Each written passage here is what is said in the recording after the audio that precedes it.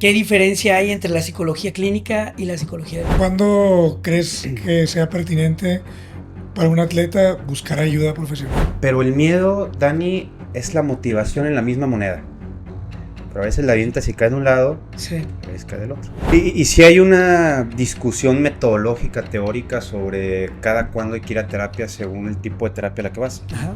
La sublimación es cuando tú tienes pulsiones de hacer algo que está prohibido por la sociedad. ¿Qué tal, Masters? Bienvenidos a un episodio más de Master a Master. Hoy, como siempre, tenemos un gran invitado. Pero antes, me gustaría pedirte esto. Si te está gustando el contenido, dale like, suscríbete y comparte. Entonces, vamos a estar trayendo contenido de valor, como siempre. Ahora sí, te paso los micrófonos, Mike. Gracias, mi Dani. ¿Qué tal, Masters? Bienvenidos a otro episodio más. El día de hoy tenemos un invitado que nos da mucho gusto a Dani y a mí poder tenerlo aquí. Y estoy seguro que va a ser uno de los mejores capítulos. Estoy segurísimo que así va a ser, porque trae mucha información que puede ayudarte a construirte en cualquier área, en la parte deportiva, empresarial y en diferentes formas. Seguramente así va a ser, porque no nada más se trata de entrenar la parte física, sino sobre todo la parte mental. Y a partir de ahí podemos lograr muchísimas cosas. Entonces, el día de hoy le damos la bienvenida a nuestro buen amigo Omar. Gracias. Bienvenido, hermano. Muchas gracias por permitirnos de tu tiempo y poderte tener aquí con nosotros. Gracias, Mike, Dani. La verdad es que un placer. Desde el capítulo 1 que sacaron, yo le di seguir a las redes sociales, compartir. Muchas gracias. Valoro que puedan tener este tipo de contenidos y agradezco infinitamente que me hayan invitado y considerado para estar con ustedes. Pues muchas gracias. Gran parte de lo que se va a dar en este contenido pues es básicamente lo que Dani y yo siempre trabajamos, pero a través de un experto. Claro que sí. Padrísimo. Así es. Igual y para empezar, dar un poquito de contexto de cómo te fuiste formando, porque ahorita nos comentabas que tienes una expertise ahí peculiar que no es tanto de psicólogo deportivo y le metes el psicoanálisis, ahí si nos puedes comentar un poco. Claro, pues antes que nada, soy deportista. Ajá. Fui deportista desde los 8 años. Tuve el privilegio de representar a Oaxaca en básquetbol en Olimpiadas Nacionales desde cuarto, quinto, sexto de primaria, primero, segundo y tercero de secundaria, los 3 de prepa. Aquí jugué en Tigres 2 años cuando me vine a estudiar a Monterrey. Entonces, de niño siempre he estado muy involucrado con el deporte. Okay. Cuando estaba en la preparatoria en Oaxaca, yo estudiaba en el mismo colegio, primaria, secundaria y preparatoria. Y me hacían burla que el dueño del colegio era mi abuelito, decían. Sí. Porque me tenían mucho cariño porque pues, yo era güerito y Sí, jugaba sí. básquet. Y, el nieto, me decían. Okay. Entonces, cuando yo entro a prepa, renuncia el coach de básquet de la primaria del colegio. Okay. Y me dicen, oye, pues eres seleccionado estatal, ya había yo sido seleccionado nacional, ¿por qué no eres entrenador de primaria? ¿Y qué edad tenías ahí? Pues tenía 16 años. 16 años, ok. Oye, ¿por qué no eres entrenador de los chavos de primaria? Y yo, pues va. Ajá. Muchos de ellos eran hermanos de en medio de muchos compañeros míos de la prepa. Ok. Y entonces empiezo a entrenarlos y mi mamá, que la verdad le debo mucho lo que soy a ella, muy visionaria, Ajá. me dice, oye, pues vas a estar a cargo, eran 30 niños, niñas, hombres y mujeres. Y me acuerdo que me regaló un libro de psicología del deporte. Me dice, necesitas saber cómo gestionar tus emociones, pues porque es fundamental. Uh-huh. Mi mamá no es psicóloga, pero siempre digo que hay que darle un honoris causa de psicología. Siempre, en mi librero siempre había libros de psicología y mi mamá estaba leyendo todo el tiempo. Fue fundamental ella para todo esto que tú eres. Para mi vida, claro, totalmente. En todo lo que me dedico siempre viene ella a noción, ¿no? Qué bonito. Entonces leo ese libro de psicología del deporte, que las emociones, la frustración, locus de control. Yo tenía 16 años. Uh-huh. Al mismo tiempo, en la prepa llevo la materia de psicología, la cual reprobé en la preparatoria. Y nos ponen a leer y nos dan un stock de libros, y yo escojo 2. Interpretación de los sueños de Freud, y así hablaba Zaratustra de Nietzsche. Entonces, por un lado leo a Freud y a Nietzsche, y por otro lado leo psicología del deporte, muy enfocado en temas de autoestima, de emociones y demás. Y entonces, lo que voy comprendiendo lo empiezo a aplicar con ellos. Okay. Oigan, pues, ¿cómo están sus emociones? ¿Cómo se sienten? Tuvimos un torneo de ensueño, varonil y femenil invictos en la liga municipal, que era la liga principal de Oaxaca, y quedamos campeones en ambos, ¿no? Okay. Entonces, pues yo fui campeón entrenador a mis 16 años. Ajá. Y con mucho approach con los niños y las niñas, ¿no? Yo sabía quiénes eran, cómo vivían, sus familias. De repente les proponía tener alguna reunión, pero no les ponía yo a hacer básquet, les ponía a hacer actividades recreativas, un poco lo que había aprendido de la psicología del deporte. Okay. Entonces digamos que ese fue mi primer contacto con la psicología del deporte. Pues yo sigo, mi mamá me sigue dando libros, ¿no? Me mandaba las 20 frases más famosas de Michael Jordan y cosas así, más de liderazgo. Okay. Y cuando estudio la carrera en psicología, estoy en la facultad, no llevamos materias en ese entonces de psicología del deporte, pero me empieza a interesar mucho. Pues yo llegué al equipo de la facultad de psicología, llegábamos a finales y perdíamos. Buen equipo, perdíamos. Pues, ¿qué nos pasa? ¿Por qué psicología pierde siempre contra FIME, FACTE, las grandes facultades, ¿no? Ajá. Entonces empiezo a investigar y me doy cuenta que sí hay una memoria histórica de que somos una facultad de mujeres, donde los hombres no destacan en deportes comparado con otras facultades, que son facultades grandes y nosotros pequeños. Entonces empiezo a ver que hay todo un imaginario colectivo que nos ha venido estigmatizando por mucho tiempo. Hicimos un gran esfuerzo, llegamos a una final del Intra, la primera y única final del Intra que ha llegado psicología en básquet, y perdimos contra FIME por 3 puntos, una final muy cerrada. Sí. Pero ahí fuimos intentando romper un poco esto, ¿no? Pues la psicología siempre presente. En 10º semestre tomo el curso de psicología del deporte que lo impartía el doctor Miguel López. Él había estudiado psicología deportiva en España. Ajá. Eran 6 meses, tipo diplomado, y ahí ya me introduzco por completo a la psicología del deporte, ¿no? Okay. Entonces me empieza a gustar mucho, pero veo que está muy enfocado a temas de rendimiento, temas de autoestima, motivación, ansiedad, etc. Y ahí empiezo a ver como que faltaba algo. ¿Qué falta ahí? En ese lapso entro a estudiar la maestría en psicoanálisis en la Autónoma de Nuevo León y me junto con 2 muy buenos amigos, Francisco Javier Moreno Basaldúa, alias Shaggy, que él es el psicólogo deportivo de Fuerzas Básicas de Rayados actualmente, y con Paco, Paco Men, así le decimos, que además fue mi jefe cuando fuimos meseros en la facultad, trabajábamos de meseros los fines de semana y él era mi jefe de meseros. Ellos muy interesados en psicología del deporte y organizamos entre los 3, junto con la Facultad de Psicología, el primer Congreso Internacional de Psicología Deportiva en México. Nos trajimos a Buceta, que era el psicólogo deportivo del Real Madrid. Nos trajimos a Almeida, que era el psicólogo deportivo del Benfica. Y trajimos psicólogos deportivos de varias partes de México. Entonces fue un boom en mi cabeza porque, wow, esto es increíble. Además, pues técnicas de Europa, experiencias de todas partes de México. Y ahí digamos que me terminé enamorando de psicología del deporte. Pero todavía no existía la maestría en psicología del deporte como está actualmente. En los 2000, ya en los 2000, creo que fueron 15 por ahí, ya crean la maestría en psicología del deporte en FOD y FAPSI.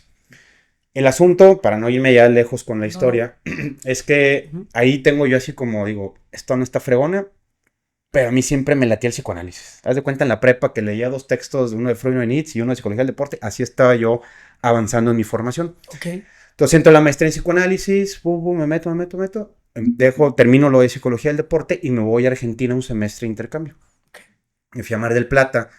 Ahí fui a una cátedra de psicología deportiva, ellos iban mucho más adelantados que nosotros, vi técnicas de visualización creativa, de hipnosis, aprendí, regreso, me meto a cursos de hipnosis, cursos de metáforas, que eso me ha servido mucho en la psicología del deporte. Entonces digamos que fui avanzando en 2 vías. Una muy formal y académica, pues terminé la maestría en psicoanálisis, me titulé, etc. Y otra que fue, ya no hice nada extraordinario académicamente después de ese curso de 6 meses, pero fui aprendiendo y poniendo en práctica. Cuando estoy en Argentina, regreso, trabajo en un centro comunitario y hay el coordinador de centros comunitarios, Teo, me dice, oye Omar, centros comunitarios de Apodaca es el semillero de la selección estatal de lucha olímpica. 2007. Dice, tengo 3, 4 atletas que son muy buenos, pero siento que traen un tema emocional. Y con ellos empecé a practicar. Lo que yo había aprendido en el curso, en el congreso, en lo que iba yo estudiando, con ellos empecé a practicar. La verdad es que les tengo mucho cariño a 3 principales. Una de ellas es peleadora actual profesional y la conocí cuando era chiquitita. ¿Quién es? ¿Se puede decir? Pues si ella no tiene inconveniente, sí, es esta Dani, la Tiny. Ok, muy bien, sí. Otro es Canica, Javier, que fue campeón panamericano de lucha olímpica. Y su esposa, Kelly, ellos tres son con los que empiezo yo a trabajar mis técnicas y lo que había aprendido y demás. Los tres muy buenos atletas. Y ahí me doy cuenta que sí sirven las técnicas, servían mucho para la hora de la competencia, pero a la hora que les decías, ¿cómo estás? Te contaban un chorro de cosas que no tenían que ver con motivación, con rendimiento. Y ahí empiezo a enlazar el psicoanálisis con decir, creo que los atletas también tienen que ser escuchados. Creo que los atletas tienen que conocerse a sí mismos, los atletas tienen que saber en qué mundo están. Hay muchos de ellos, y se lo platicaba yo en esta de Neurodiversity, de RT, Ajá. lo platicaba con Nat, de hecho, con su mamá. Le decía, hay muchos atletas que tienen neurodivergencias, que no saben que tienen neurodivergencias, y el mundo no está hecho para ellos. Por eso batallan mucho. Ok. Porque ellos son diferentes en un mundo que está muy normalizado, y a esos hay que entenderlos para darles herramientas para que vayan adaptando también el mundo a como ellos son. Ok. Entonces yo me doy cuenta de eso y empiezo a desarrollar, empiezo a leer mucho. En ese entonces no había tantos estudios de psicoanálisis y psicología del deporte como ahora, pero empiezo a ver muchos conceptos que más adelante los podemos ver, ¿no? Mecanismo de defensa, sublimación. Esto es deporte. El inconsciente, claro. Si el inconsciente funciona, y entonces empiezo a hacer un mapa mental en el que se digo, a mí me hizo mucho sentido. Y entonces a partir de ahí empecé a trabajar psicología aplicada al deporte, con una cierta distinción de lo que es la psicología deportiva per se. Ok.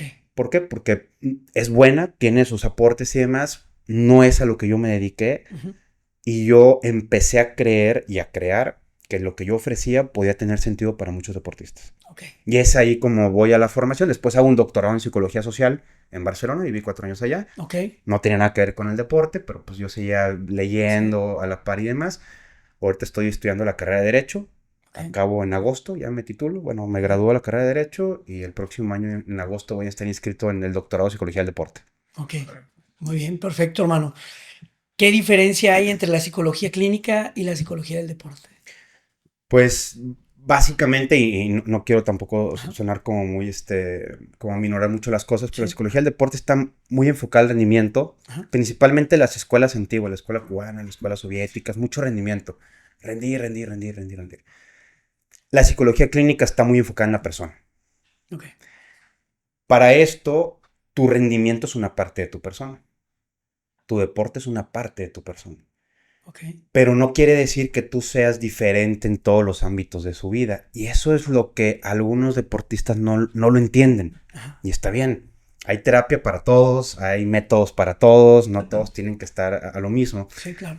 Pero cuando tú logras convencer a un deportista de que puede ser extraordinario en el deporte, en el amor, en la vida, en los negocios, y el deportista lo entiende, porque si eres un deportista de alto rendimiento, puedes ser una persona de alto rendimiento.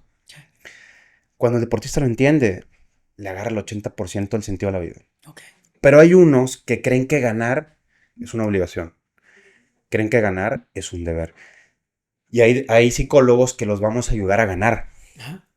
Pero casi como eslogan de Rayados. Yo te quiero ayudar a ganar en la vida y en la cancha. Ajá. O sea, yo quiero que seas exitoso en todo. Sí.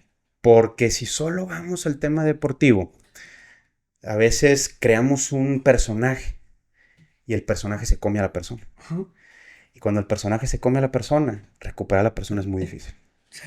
Entonces, la principal diferencia es que la psicología clínica está muy enfocada en la persona y todas las aristas que rodean a la persona, la psicología deportiva, principalmente de la vieja enseñanza, está muy enfocado al rendimiento. Mi postura es que tú puedes tener un muy buen rendimiento en el deporte sin que descuides muchas otras partes de tu vida. Hay algunos que se desesperan, pero empezamos a ver los cambios. Empieza a trabajar con los pacientes y de repente pierden una pelea, pierden otra. Pero en su relación te dicen, jamás he estado tan bien como ahorita. Jamás mi trabajo ha estado tan bien como ahora. Hoy en la escuela me está yendo con ganas. Pero ¿por qué no puedo estar bien en todo? No, eventualmente. Ajá. Pero a veces cuando vamos trabajando se desarrollan más unas partes que otras y eventualmente hay un momento en el que ya tienes como la cúspide y de todo. Okay. Pero hay deportistas que te buscan y te dicen, yo nada más quiero trabajar para esto. Y yo en realidad les digo, si solo quieres esto, yo no soy lo que tú necesitas. Yo te ofrezco esto, vamos a tener algunas sesiones clínicas, otras en el mat o en la cancha, etc. Y quienes le entran, hemos trabajado a todo dar. Okay. ¿Y cuándo crees que sea pertinente para un atleta buscar ayuda profesional? O sea, Cuando le sale el compromiso, antes o... Yo te diría, Dani, que desde que te tomas en serio el deporte, es buen momento para buscar ayuda profesional. Ok. He tenido por ahí un par de atletas 10, 11 años. Yo no suelo ver niños, pero estos son atletas un poco más avanzados maduracionalmente o emocionalmente. Y es muy interesante porque ya empiezan a frustrarse como adultos, ya empiezan a tener placer del deporte como adultos. Entonces a los papás les digo, es un buen momento. Hubo un caso de uno de ellos, fútbol americano, flag. Un niño increíble, además te lo firmo. Tiene una aura, es impresionante. Okay. Va a ser un gran atleta, ya es un gran atleta, ¿no? Okay. Y traían unos temas ahí de estrés, ansiedad, ¿no? Trabajamos ahí 4, 5, 6 sesiones, 8. Listo, oye, perfecto, pero ahí tienes mi número, cualquier cosa que necesites, pues cualquier cosa, ¿no? Listo, ya está. No tienes que estar constantemente, principalmente en las niñeces o adolescencias, constantemente en terapia. Ajá. Con que vayas, tengas tu primer approach, tengas un proceso, ay, tal. Tengo un atleta de básquet, 12 años, fue un nacional y ganó MVP. Y pues con los jóvenes algo es más difícil porque no intelectualizan tanto como los adultos, Sí, con los que sí. puedes profundizar. Pero no se dejan guiar mejor. Sí, se dejan guiar mejor, pero a veces no creen tanto como nosotros. Ok, sí. Porque ellos todavía hacen un deporte recreativo, Ajá. no profesional. Sí. Y hay una gran diferencia. Sí, claro. Pero regresa y me dice, le dije, ¿cómo te fue? Y me dice, oye, un día que me puse bien nervioso, pero me puse a respirar como me dijiste, esa relajación y me ayudó. Qué buena onda. ¿Ganó por eso? No. Pero ya interiorizó Sí. la conciencia de respirar. ¿Sabes lo que es Sí. que un atleta de 12 años aprenda lo que nosotros aprendimos a los 30, sí. 40, 20? Casi. Una chulada. Sí. Entonces, respondiendo a la pregunta, cuando tú te tomas en serio un deporte, Ajá. es un buen momento para ir a buscar ayuda. Pudiera ser que tomarse en serio el deporte es simplemente, por ejemplo, alguien que es muy, ¿cómo decirlo? Como sedentario y todo eso, que quiera empezar a hacer deporte. Pudiera ser eso, tomarse en serio el deporte, porque para ese tipo de gente implica demasiado.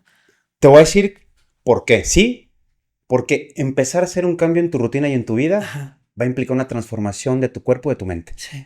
Y si no tienes un acompañamiento guiado, te va a costar más. Sí.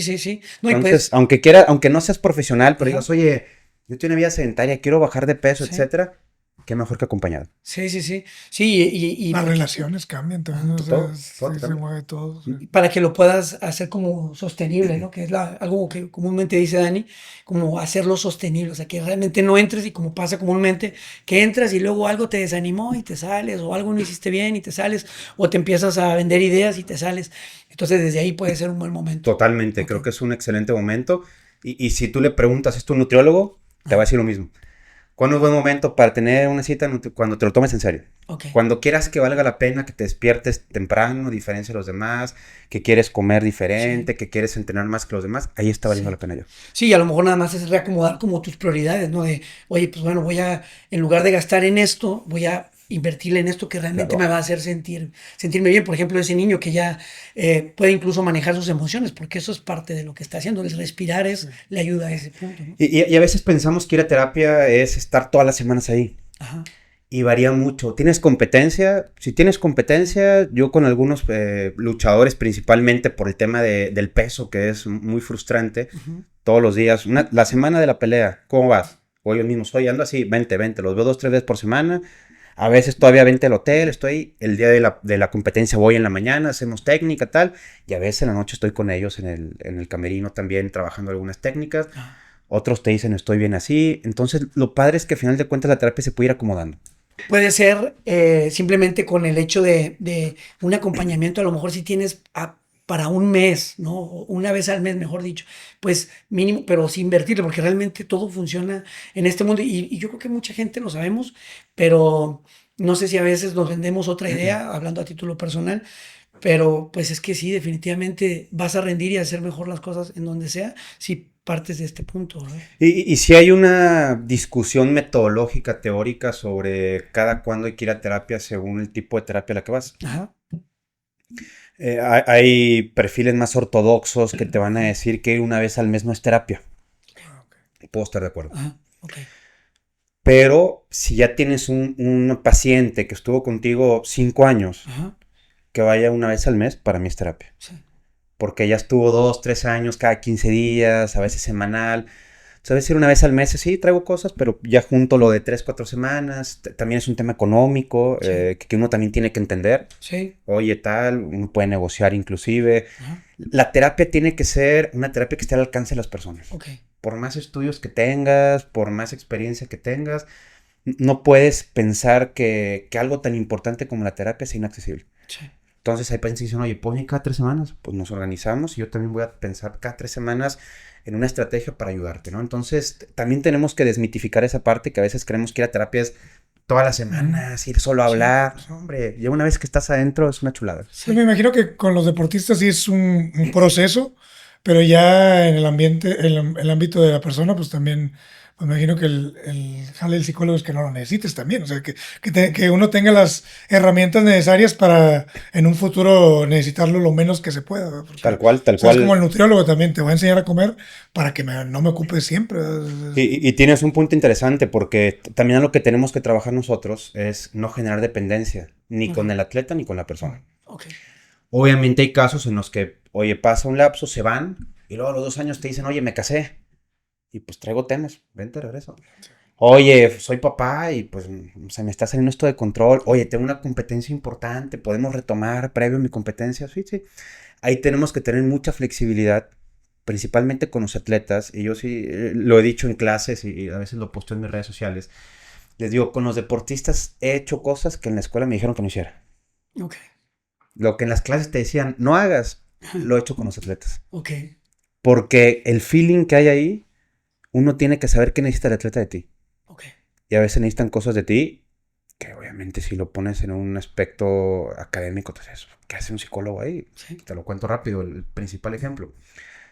Una pelea, victoria en lo más alto, pues, y la esquina ya está en otro lado, pues lo acompaño yo, lo llevo a enfermería, lo acompaño mientras lo cosen, lo llevo a su entrevista, Ajá. estoy ahí a Todo el 3, tiempo 4 ahí acompañado, metros, ok. lo llevo al camerino, se mete a bañar, lo espero, salgo con él, lo llevo casi con su familia afuera que lo esperaba con su porra, felicidades, y me voy.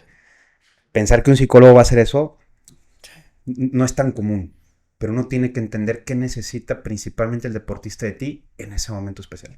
Por eso te gusta mucho como, pues, involucrarte para tener tú mismo las propias herramientas para Claro. poder, ¿cómo se dice? Auxiliar. Totalmente, y para eso necesitamos conocer a profundidad a la persona. Ajá. Porque a veces creemos que algo que nos funciona bien con uno va a funcionar bien con todos. Sí. Y la realidad es que no. Cada deportista tiene necesidades específicas Sí. y uno tiene que entender, a uno le puedes llegar a decir, a ver, cabrón, Ajá. ya, llegó el momento de la chingada, no sé.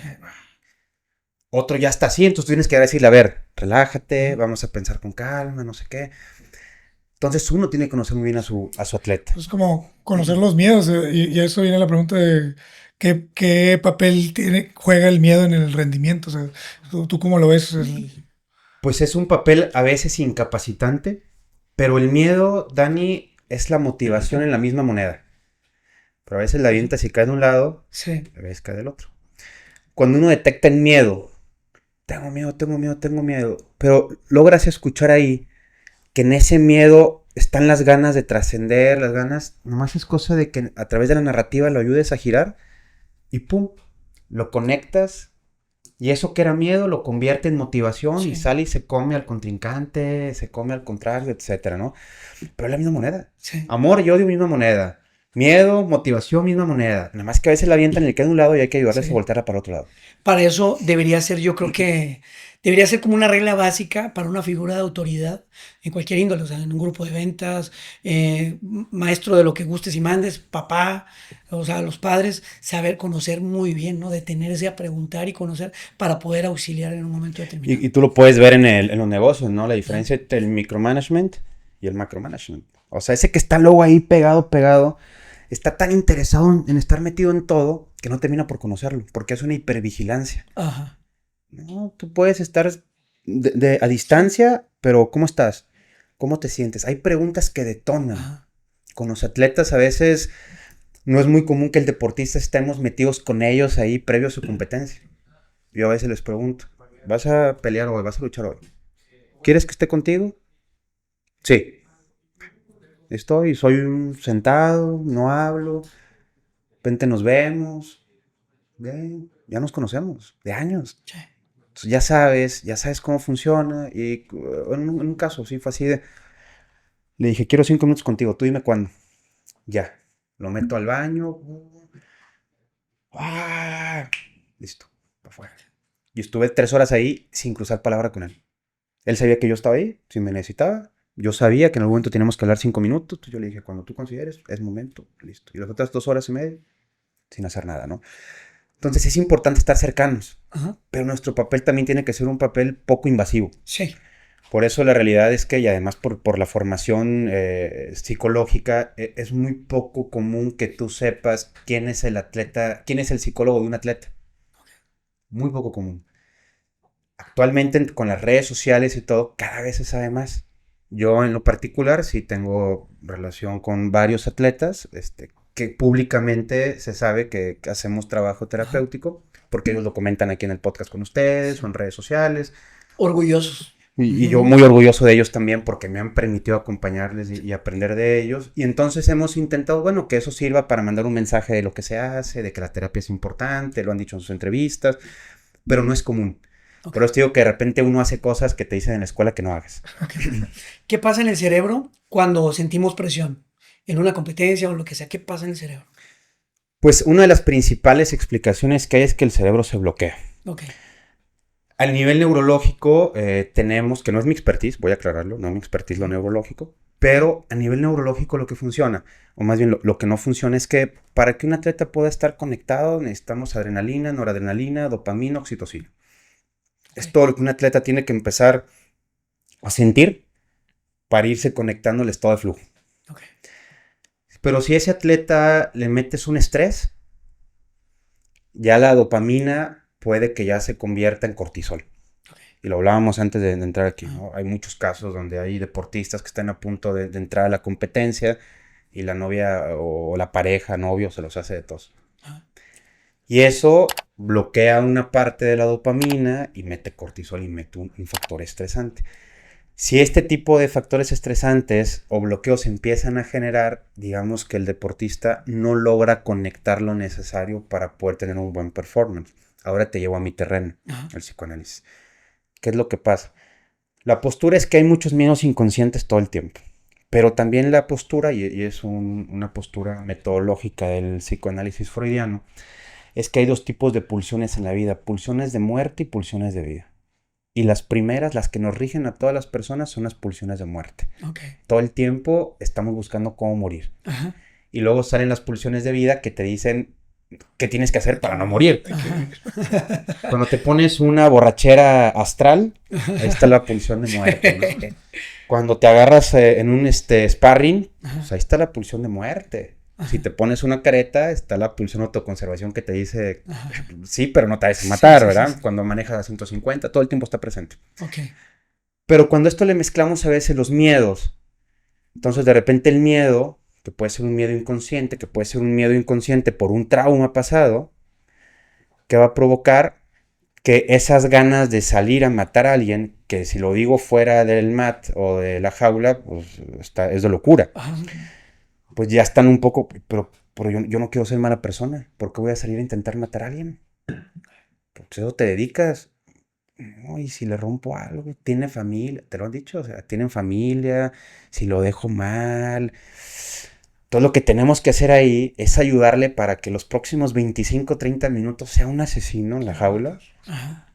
Y terminando tenga la capacidad para ir a agradecerle a su contrincante por la pelea. Sí, porque todo es deporte, simplemente. Ajá. Pero por eso te decía que la explicación es compleja. Ok. Sí, lo voy a poner así.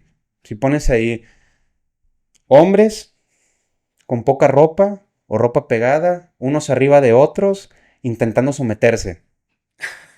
¿A qué suena? Sí, suena. Hombres dándose puñetazos o intentándose romper algo hasta que uno gane. ¿A qué suena? Sí, o sea, locura. Sí. Por eso es tan bonito, porque cuando le metes el deporte, tiene otro sentido. Sí, cambia. Por eso ustedes son diferentes. Ajá. Por eso ustedes se estructuran diferentes, porque ustedes hacen cosas que socialmente están prohibidas. Ajá. ustedes hacen cosas que socialmente están mal vistas. Pero el Sí. deporte es un privilegio para que puedas hacer eso en nombre del deporte. Por eso, ¿Y tú crees que si no existiera el deporte, como que lo haríamos, no? O sea, que totalmente. sería Pero como- los mecanismos de defensa del inconsciente son primarios y secundarios. Ajá. Los primarios son los que tenemos todos, la represión. Lo que no te gusta lo reprimes. Y luego te traiciona. Sí. Popularmente decimos, me traicionó el subconsciente. Ajá. Lo cual es erróneo porque el subconsciente no existe. Ujú. Existe el inconsciente, preconsciente o el consciente. Ok. Lo más cercano sería el preconsciente, lo que te traiciona. Muy Que es bien. lo del inconsciente que queda ahí y que logra salir a la vida real. ¿El que dijiste preconsciente? Preconsciente. Ok, muy bien. La broma es Para cambiar la frase. La broma es que también existe el ello, yo, el super yo. Ok. Y luego la broma es el poco yo, pero no, es muy mala broma. Solo los que tenemos hijos a veces Sí, sí. entendemos la broma. Sabemos. El punto es que muchos deportistas y artistas utilizan el otro mecanismo de defensa, que es un mecanismo de defensa secundario, que se llama sublimación. La sublimación es cuando tú tienes pulsiones de hacer algo que está prohibido por la sociedad. Ajá. Pero si le encuentras una manera en la que sea aceptada, digamos que ya estás en un proceso donde estás trabajando una parte del inconsciente a través del deporte. Ok. Salvador Dalí pintaba cosas que uno decía, este vato está loco. Sí. Es que es artista. Es artista. Ya. Cuauhtémoc Blanco Qué metía un gol y orinaba la portería. Sí. Esto está mal. Ay. Es deportista. Es Sí. deportista. Entonces hay muchas cosas que se hacen en nombre del deporte que están mal vistas socialmente. Entonces ustedes los deportistas son artistas también. Porque juegan con una parte oscura e indeseada manteniendo un límite. Sí. Y eso es arte puro. El arte de la violencia, ¿verdad? En cierto punto. Con reglas, que haya, que haya reciprocidad, Ujú. que haya un mutuo acuerdo de lo que vamos a hacer. No es lo mismo ir y golpear a alguien que no sabe ni por qué lo estás golpeando Ajá. o porque estás enojado. Por eso digo que ustedes juegan con muchas de esas pulsiones, pero las logran controlar. ¿Sabías que todas las personas que ven nuestros videos aún no le han dado suscribir o no han comentado? Anímate, dale seguir y vamos a traerte el mejor contenido con los mejores invitados. Gracias, Masters. En toda la experiencia que tú tienes, por ejemplo, las artes marciales y hablando en el arte de la violencia y todo ese tipo de cuestiones, ¿tú consideras que las artes marciales provocan, o sea, qué provocan? ¿Más bien o más mal? ¿O cómo lo Pues ¿Cómo lo ves? el bien y el mal es Ajá. subjetivo. Sí. Ahora sí que soy psicólogo y te voy a decir, la clase Sí, que pase sí. depende, ¿no? Hablando en términos de sociedad y de la No, convivencia. el deporte jamás va a ser el culpable. Ajá, A veces el deporte es un medio, lo vemos Sí. en el fútbol. ajá. Dices, oye, ¿el fútbol es el culpable? No, para nada. Pero el fútbol sí es un medio. Las redes sociales es otro medio. Ajá. Hay muchas, es multifactorial. Lo que sí te puedo decir, y me jacto porque estoy muy orgulloso de eso, es Ajá. que la mayoría, si no todos los deportistas con los que he colaborado, que he Ajá. tenido el privilegio de hacerlo, adultos, de artes marciales, Ajá. cero violencia fuera de la jaula, cero ¿Verdad? violencia fuera del A eso mar. quería llegar, sí. Cero. Sí. E inclusive te puedo decir, de las personas más sensibles, Ajá. es más, voy a corregir, de los hombres más sensibles e interesados por un bien común, los he conocido en el mat o en la jaula. Ok, increíble, fíjate, no lo había. Rompe totalmente el Ajá. estigma y el estereotipo de que estos son violentos. No quiere decir que no haya, Sí, como todo, siempre hay. Pero cuando salen de ahí, son personas preocupadas por el medio ambiente, personas preocupadas por su familia, quieren hacer una carrera, quieren trascender en el mundo, lloran, conectan sus emociones y sus sentimientos. empiezan a confiar un poco más en su persona. Es ¿no? que uno de los grandes problemas de los hombres, somos un problema estadísticamente hablando, y uno de los grandes problemas de los hombres es que no conectamos con el cuerpo. Por ejemplo, Ok. ahora que está el mundial, cuando empieza a perder tu equipo, si uno tuviera conexión con el cuerpo, detectas cuando tus pulsaciones empiezan a subir. Algunos te dicen, siento que me quema el estómago. Otros, siento que la cabeza me empieza a presionar. Si uno conecta con su cuerpo, entonces cuando empieza a detectar esas cosas, cuando quieres ser violento, ya sabes qué te está pasando. Sí, Entonces dices, logras Respira. tranquilizarlo. sí, Los deportistas regularmente tienen mucha conexión con su cuerpo. ok. Yo me estoy enfocando en esta respuesta Ajá. a arte marcial. Está perfecto, sí, por ahí. Porque hay otros que su conexión con el cuerpo es una conexión parcial. Ok, Pero el arte marcialista, y es algo que a mí me ha encantado de lo que he podido trabajar estos años con ustedes, o sea, con su grupo, ajá, y es que le apuestan mucho a lo colectivo. ok. O sea, yo he visto cómo RT, Ronin, que son las dos con las que más he tenido contacto, RT mucho, son una cofradía. O sea, es un grupo que se apoyan, son fraternos, te falta yo te doy, Sí, necesitas yo te ayudo. sí, sí. Digamos que en el arte marcial, y en el jiu-jitsu, en el MMA, en el sándalo, etcétera, ves muchas cosas que todos los demás hombres no hemos podido hacer. Colectivizar, Sí. conectar con nuestro cuerpo, transmitir nuestras emociones, llorar del dolor, de la alegría, cosas que afuera están estigmatizadas. Sí. Entonces, trabajar con hombres en ese sentido para mí ha sido un descubrimiento muy bonito de que hay unos seres humanos potentes en la jaula y en el mat. Qué chingón. Qué increíble mensaje, ¿verdad? Sí. O sea, no me esperaba que... O sea, sí, No. quería llevarte por ahí con la pregunta, pero me sorprendiste. Excedió las expectativas. Sí, sí, sí. Y que hagan deporte, amigos. Ajá. Artes marciales. El deporte es transformador social. Transformador social y te lo digo, yo en la prepa, mis amigos, vamos al table, vamos a pistear. Tengo partido mañana, tengo entrenamiento. Sí. Yo siempre le he dicho a mi mamá, gracias porque nunca me soltaste Ajá. del deporte, porque el deporte, a mí el básquet me ha dado mis grandes amistades, Ajá.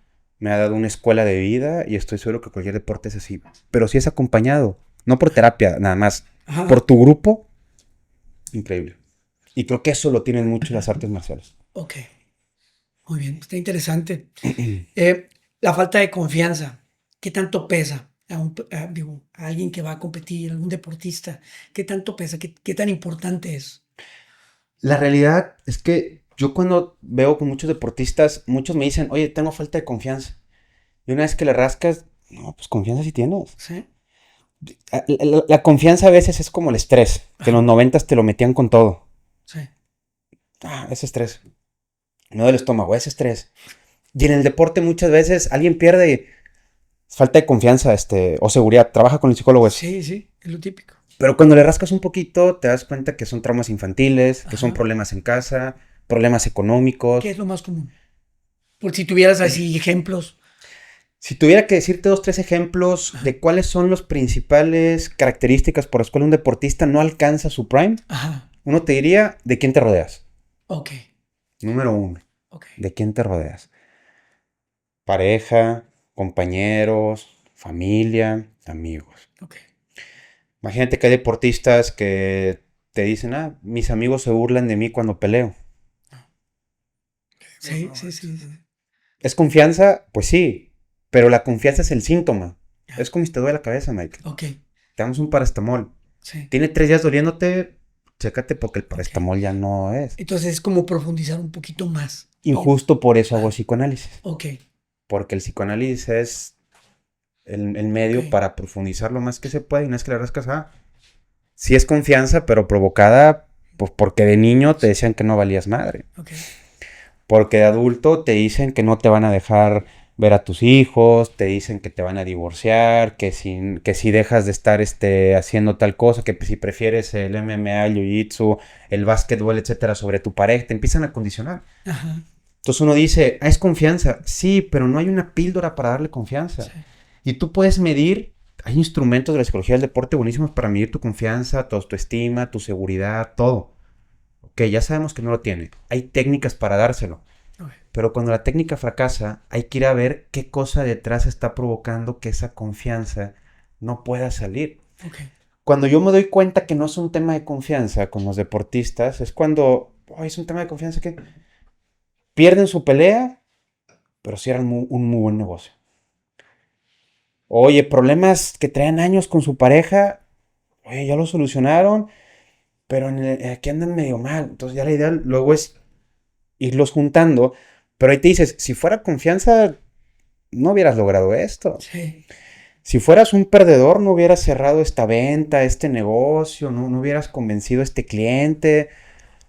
Más bien es que hay algo que en eso te está justamente atorando y te está afectando, porque el deporte, ojo, es una metáfora de la vida psíquica de las personas.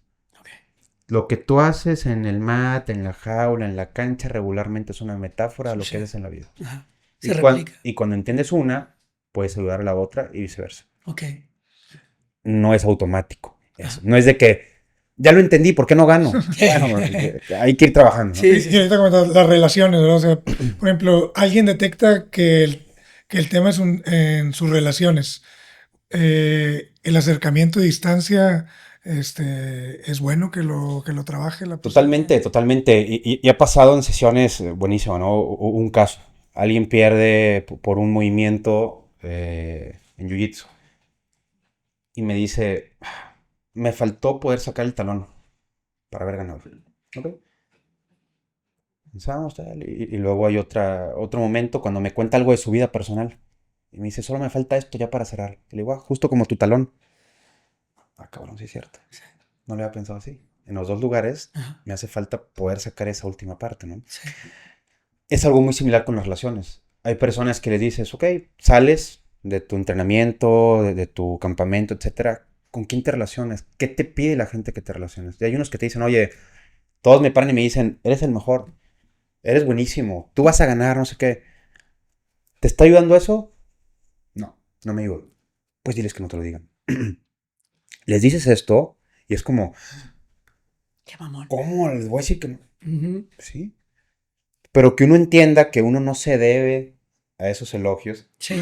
perdón, a esas personas, sino lo que tú necesitas en ese momento. Sí, porque si aceptas los elogios también vas a aceptar las críticas y eso te va a destruir, ¿no?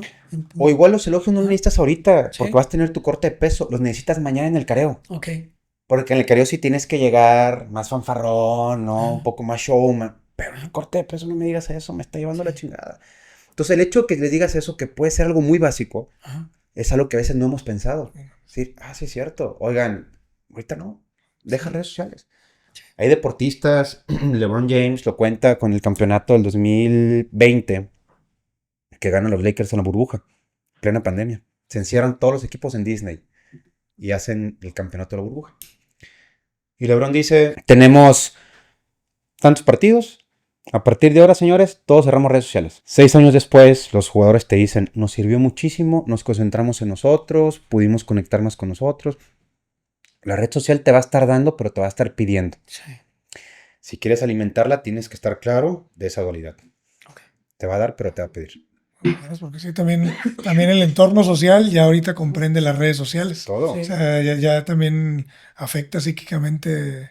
Es como una, sí, como, es otro tú, o sea, un tú digital, no sé, o sea, con el que te estás relacionando. ¿Y cómo haces cuando es la familia, por ejemplo, que el ambiente no te es muy favorecedor? O sea, ¿qué es lo que recomendarías tú? Digamos que algo así muy simple. Con la familia es importante mantener cierta distancia, Ajá. pero también tenemos que educar un poco a la familia. Ok. La familia de un deportista de alto rendimiento jamás va a poder tener una vida normal con nosotros. Ok.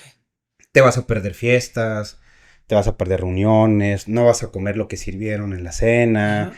no vas a entender la fiesta, te tienes que ir a dormir temprano. Entonces uno también tiene que irle diciendo, a veces el deportista piensa que las personas tienen que entendernos automáticamente. Ajá.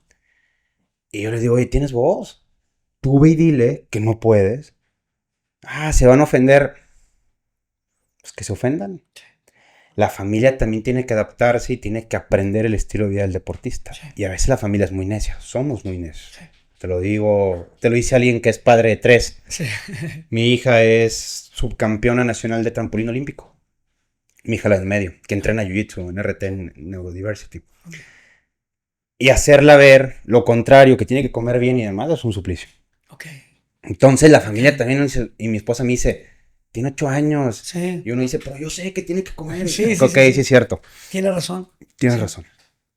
Sí. Somos necios como familia. Sí. Pero yo recomendaría eso. Levanta la voz y di, oye, necesito que entiendas que estoy viviendo una realidad que tú no estás viviendo. Sí. Y pues creo que la comunicación es preventivo, ¿no? Porque a lo mejor uno lo empieza a tomar personal Ajá. desde antes, desde que están partiendo pastel si ya saben que estoy en corte. Exacto, sí, sí. O sea, puede estar pensando Son unos ¿Por qué me lo pones ahí? Sí. Sí, o sea, pero pues con comunicación yo creo que te evitas esas muecas que de repente uno puede estar haciendo. Y también es Tomándoselo importante esto personal. que dices, Dani. No te lo tomes personal. Absolutamente.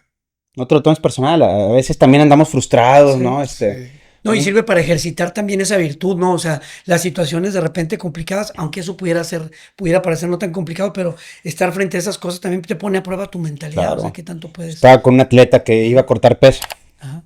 Y me dice, oye, aquí en la casa están sirviendo cosas y todos me hablan y me preguntan que cómo me estoy volviendo loco. Ajá. Y me acuerdo que le dije, a ver, ¿Tienes coche? Sí. ¿Puedes manejar? Estaba cortando un peso. Sí. Vete a la librería. Te vas a comprar este libro. Le recomiendo un libro de Eduardo Galeano que se llama El libro de los abrazos. Ok. Y vas a leer el primer cuento.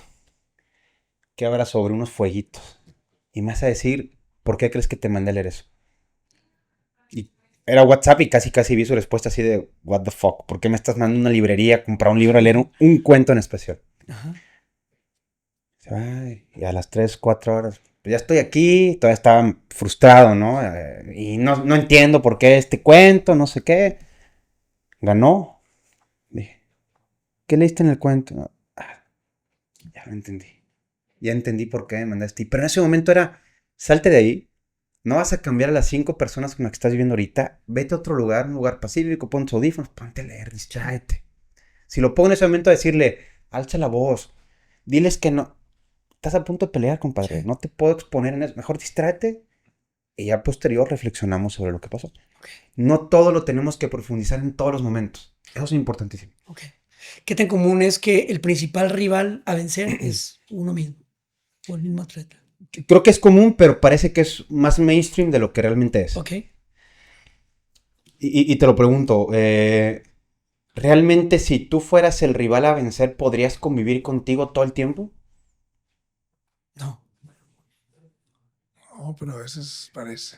A veces. Lo que tenemos, justo, lo que Ok. tenemos que ver, detectar es cuándo sale ese a veces, Ajá. en qué momentos, porque nunca es casualidad ni es azaroso. Ok. Regularmente sale en momentos, en un careo, o sale en un corte de peso, o sale previo a una competencia, o sale cuando estoy decidiendo si peleo o no, si subo a tal categoría. Y cuando hacemos un recorrido del historial clínico del atleta, nos damos cuenta que esa persona que atenta contra sí mismo sale en momentos muy específicos. Por eso Freud tiene un texto que se llama Recordar, Repetir, Elaborar.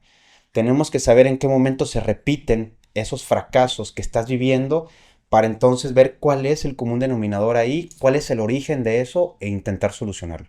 Ok. Pero eso de que tú seas tu peor enemigo, yo digo, o sea, sí en ocasiones sí, pero si realmente fueras tu peor enemigo no pudieras vivir contigo mismo. Ok. Y si no puedes vivir contigo mismo, entonces sí levanta la mano y ve a terapia para que te ayudemos a vivir contigo mismo. Ok. Más bien, nosotros sabemos de qué pata cojeamos. Ok. Y cuando no la queremos atender, es donde entonces sí nos va a jugar en contra. No. Pero por supuesto que uno sabe, ya sé que cuando voy a tener tal final o tal cosa, ya sé que me pongo nervioso. Compadre, pues trabajemos eso. Pero si no lo dices, Es como tener a un pasajero oscuro siempre contigo, ¿no? Jung le decía la sombra. Sí. También le podemos decir el lado oscuro, tu alter ego. Pero ese pasajero oscuro necesitamos que salga e intente matar a alguien a golpes en la jaula 20 minutos. Ok. O sea, sí hay que soltarlo en ciertos momentos. Pero en ciertos momentos. Ajá. Con un atleta el año pasado que desarrollé una técnica que se llama la barra de neón. Ok. Empecé a escribir, pero no he terminado de escribir sobre eso. Entonces agarran una barra de neón. La ven y es verdecita. Ajá. ¿Qué se necesita hacer para que le pueda brillar por completo una barra de neón? Darle un chingazo, ¿no? O sea, pegarle, La rompes. la rompes. Entonces, yo me había dado cuenta que en 3 derrotas de este atleta estábamos excesivamente tranquilos, excesivamente concentrados, con mucha paz, porque creíamos que la ansiedad podía jugar en contra. Y fueron 3 derrotas seguidas. Ok.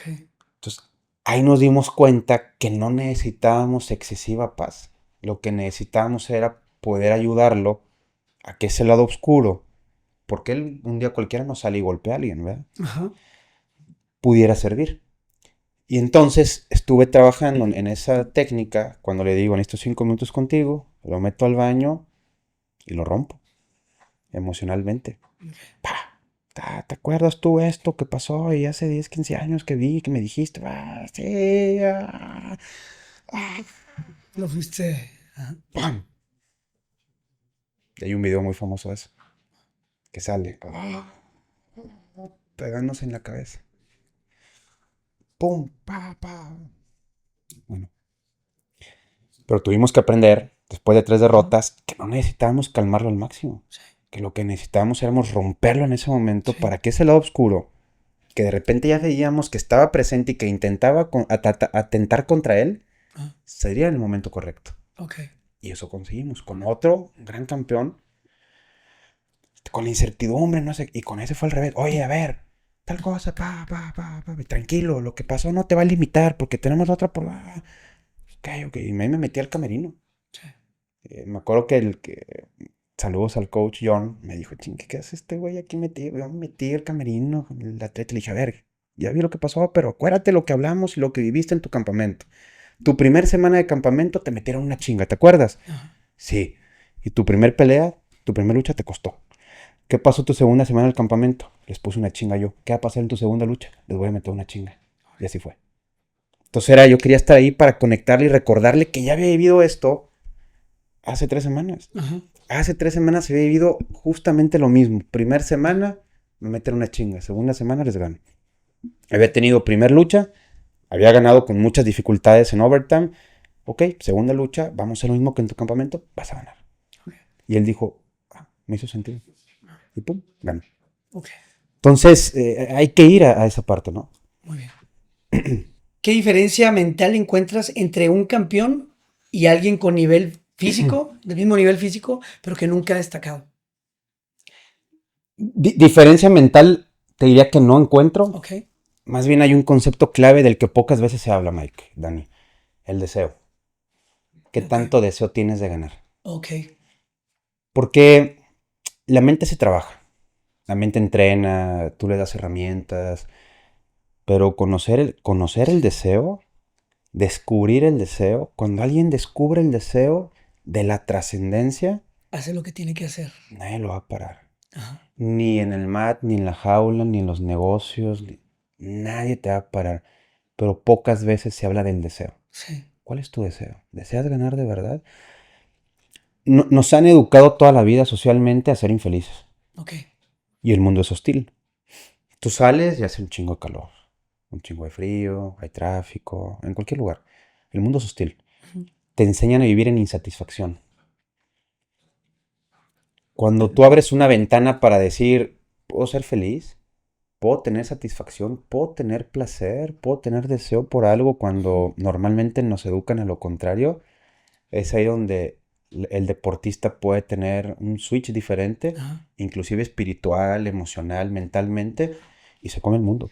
Tú eres un máster en preguntas, ¿no? O sea, tienes que ser muy bueno en preguntas y saber qué preguntas tienes que arrojar. Sí. ¿Eso mismo tiene que hacer un deportista? Sí, pero tiene que saber dónde y con quién. Ajá. Porque si un deportista se está cuestionando todo el tiempo todo en soledad, se va a volver loco. Ok. Imagínate que los cuestionamientos o las preguntas son como fisuras en una pared. Si tú la dejas abierta, se llena de telarañas, de mugre, de sociedad, ¿no? Ok. Pero si le hablas a alguien que te ayude a cerrarla, la fisura va a seguir estando ahí, pero ya va a estar cubierta. Ok. Si tú no cubres esa fisura, que son las dudas, la incertidumbre, el voy a ganar, qué pasa si pierdo, si no lo cubres con algo que valga la pena, tú lo vas a cubrir de angustia, ansiedad, de inseguridad. Ok. Entonces, si tú te lo estás preguntando todo el tiempo y no tienes un apoyo terapéutico, un colectivo que te soporte, una red de apoyo, va a ser muy complicado que puedas llenar esas cuestiones, ¿no? Por eso a veces llegan y me dicen, oye, 3 amigos me dijeron que estaba bien esto, 2 amigos me dijeron que no. Ajá. Les digo, pues chingado, la democracia no existe en la toma de decisiones emocional, ¿no? No es saber quién ganó, pues eres tú. Sí. Y yo te puedo ayudar, pero yo tampoco te voy a decir qué hacer. Yo no te voy a decir qué hacer, yo te puedo decir que creo que es lo mejor conforme lo que hemos trabajado, porque decides eres tú y tú sabes con qué vas a llenar esa fisura, porque es tu fisura, es tu trauma, es tu problema, es tu competencia. Ok. Pero te acompañamos. Entonces, es el deseo básicamente la diferencia entre alguien que sobresale sobre los demás, ¿no? Puede ser, o sea, una de las cuestiones. Para no hacerlo tan dicotómico, no. pero yo te puedo decir que el deseo, o sea, conocer el deseo que te mueve, Ajá. es el diferencial para disfrutar la vida Ajá. ganando y perdiendo, o a sufrirla ganando y perdiendo. Ok. Porque uno puede ganar y sufrir mucho. Ajá. Y uno puede perder y aún así decir, voy a seguir adelante. Sí. Son pocos, y lo acabamos de ver el domingo Sí. con Ilian Topuria. Ajá. Oye, pues perdí. Y muchos, ya se le murió el aura, iba invicto. Él sale y dice, dijiste que me ibas a lastimar y lo hiciste. Ajá. Peleaste bien, te felicito, nos vemos en la revancha. ¿Okay? Parece que dentro de la derrota hay un aprendizaje. Ajá. Rápido, rápido cambió el chip. Oye, había ganado 15 o no sé cuántas, ahora 18, perdió sí. una. ¿Ya es el peor porque perdió? Y cuando ganó las 15 era el mejor, pues hay otros mejores también. Ujú. Entonces uno tiene que entender eso. Y el deporte es como la vida. La diferencia es que en el deporte siempre tienes otra oportunidad. Ok. Siempre tienes otra competencia, otra pelea, otro sparring, otro momento para poder demostrar para lo que estás hecho. Es un gran laboratorio para el autoconocimiento, ¿no? Tal El cual. deporte. Sí, Y, sí. y si tú consideras que una derrota ya es algo que marca tu vida Ajá. o una lesión, híjole, pues lo que te espera en la vida. Sí. Y el deporte, como bien dices, o sea, te ayuda demasiado, pero como que luego puedes tardar en descubrir cómo te puede ayudar, ¿no? Yo O creo- sea, Según cada etapa, yo creo. ajá, Nosotros ya exacto. estamos viejones. Ya, Sí, sí, sí, sí, sí, ya también todo queremos va de la mano. interiorizar. Y a lo que voy con eso es que una de las recomendaciones para los muchachos que van queriendo destacar o que quieren que les vaya bien en el deporte, pues sería básicamente buscar ayuda, ayuda profesional, alguien que verdaderamente te pueda ir guiando, darte estructura, no tomárselo a la ligera, porque sí, podemos escuchar cosas en YouTube, podemos leer un libro, claro que son herramientas que van a funcionar, pero al final del día vas a tener las ideas así como revueltas y alguien, por ejemplo, como tú, puede ayudarte a dar estructura, ¿no? Claro. A ir avanzando a pasos firmes y a cortar el camino, hacer un atajo, básicamente. Y la realidad es que elegir un terapeuta es como elegir una pareja. Ajá. Y yo les digo a veces, no tengas miedo cuando van a primera entrevista conmigo, no tengas miedo de ir a entrevista con otros 2 o 3, Ajá. con el que te sientas cómodo, que Sí. sientes que hay conexión, con ese puedes trabajar, ¿no? La otra vez me hacían esa pregunta, ¿qué tan importante es la conexión con tu terapeuta en el deporte? Ujú. Me lo preguntó una peleadora. Ok, Y yo le decía, creo que es el 70% del éxito de tu terapia. ok, sí. Que te sientas en conexión con alguien que diga, él me va a ayudar, él va a estar para mí, él me puede entender, no me juzga, me identifico con él. Hay unos que te van a decir, oye, no me identifico contigo, me identifico con una mujer, sin problemas. Y no tenemos que tomárnoslos personal. Hay mucha diversidad. Sí. Pero tú tienes que buscar un terapeuta y una terapia conforme a lo que tú necesites, pero también que te haga sentir bien. Porque, pues ya te lo conté, pues uno mete a bañar al deportista, le seca las lágrimas en ocasiones. Me ha tocado ir, tengo un atleta que también que aprecio mucho a todos mis atletas, ¿no? Se casó en diciembre y me dice, oye, te invito a mi boda. Ya, pues un psicólogo yendo a la boda de sus pacientes no es muy normal. Ajá. Pero, pues, con todo el contexto que Sí, había no, de la vínculo. boda, y pues fui a la boda y Sí. estuve, no perrié, no bailé mucho. Pero pues ahí No fui estuve muy con atrevido. ellos, nos tomamos la foto, muy contento de estar ahí, muy agradecido porque te consideren, ¿no? Ajá. Pero necesitas, imagínate que tengas un psicólogo con el que no sientes conexión, que sientes que no te entiende, que no te juzga, escucha. sí. Y yo siempre les digo, mi compromiso es decirte la verdad y me pagas para eso, Ajá. porque si no seríamos amigos, Sí. y no somos amigos. Te quiero mucho, Sí. quiero estar contigo, no puedo estar contigo toda la vida, pero te voy a acompañar, Ajá. pero no soy tu amigo. Tu ética, Es tu otro ética tipo de ser- afecto el que te tengo y es necesario para que funcione. Pero si tú no logras distinguir esto Ajá. y no logras generar esto, va a ser muy difícil que la terapia funcione. Ok. Entonces mi recomendación es busca tu terapeuta y busca tu tipo de terapia con la que sientas que hay un clic. No a la mejor o la peor, porque eso es subjetivo. Pero que digas, aquí siento conexión. Adelante. Con ganas. Pues bueno, Omar, ya estamos cerrando. Antes quería preguntarte un libro que le recomiendes a un deportista que le pueda ayudar a abrir su mente al trabajo interior o o el autoconocimiento. Y otro libro que tú digas, este libro me hizo cambiar mi perspectiva en algo. Mira, yo te contestaría con el mismo libro. Ah, perfecto. Pero debo admitir y aclarar, voy a hacer un disclaimer, Ajá. que yo soy de lecturas muy obscuras. Ok. Digo, al final soy psicoanalista. Los psicoanalistas trabajamos las partes obscuras que otros colegas no quieren trabajar. Ajá. Hay un libro que a mí me cambió por completo, que y se lo recomiendo a los deportistas, porque es un libro que va a explicar mucho lo que ellos van a vivir. Se llama El Proceso. Ok. Y es de un autor que se llama, seguro lo conocen, Franz Kafka. Ok. Kafka fue el autor de este libro de La Metamorfosis, que es un escarabajo, Gregorio Samsa, que un día despierta patas para arriba y no se puede voltear. Ok. El Proceso es un libro en el cual narra, no voy a hacer el spoiler completo, pero una parte, narra el proceso de un tipo que un día se entera que tiene un juicio. Pero nunca le dicen por qué lo están enjuiciando ni quién lo está enjuiciando, pero todo el tiempo lo ponen a juicio. Okay. Ese es un deportista. Es que Un deportista que se para a pelear y siente nervios y no sabe por qué tiene nervios y siente que tiene que cumplir y no sabe por qué tiene que cumplir y se siente enjuiciado por todo el mundo, siente que en ese momento todos los ojos están sobre él y hay una presión terrible y una vez que le ayudas a darse cuenta que no hay tantos ojos como creía, que no hay tanto juicio como pensaba, entonces en ese momento el deportista puede disfrutar un poco más. Ganar o perder, cualquiera de las dos son probabilidades, no se trata de ganar. Y yo les diría, no busquen que el objetivo sea solamente ganar, porque el triunfo es efímero. La trascendencia, esa es perpetua.